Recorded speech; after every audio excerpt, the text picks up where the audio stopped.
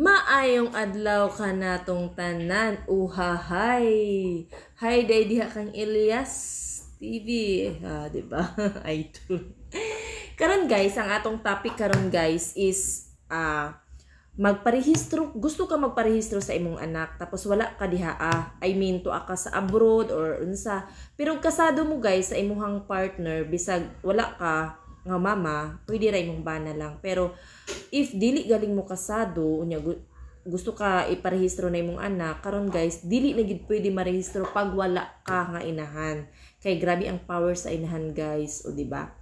So ang imuha lang buhaton guys is magkuha kag mag-send lang kag letter from attorney nga i-explain nimo nga dili ka makaanha kay naa ka diri sa gawas, nag-abroad ka, narbaho ka. So, in behalf sa ako, akong tagaan o katungod ang akong mama or ang akong igsuon or ang kinamagulangan sa akong anak nga magrehistro sa akong isa ka anak or anak.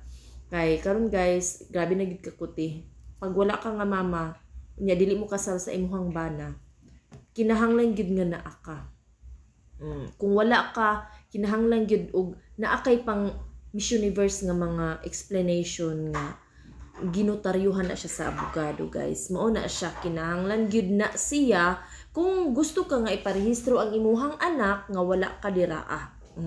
Ingon ana ara na siya. So kanang uban dira nga mangisog nga mag-ato sa mga opisina, quiet.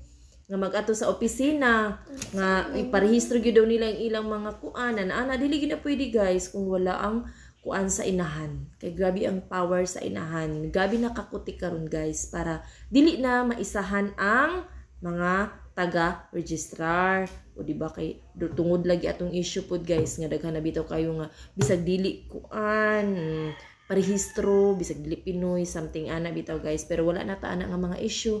Nga na lang na siya guys. Kung wala ka diha sa lugar, kung kung wala ka diha nag-abroad ka or layo ka, nga imong anak na ara didto mag-send lang kag letter guys nga gipanotaryuhan nimo sa abogado, ingon ana lang na siya.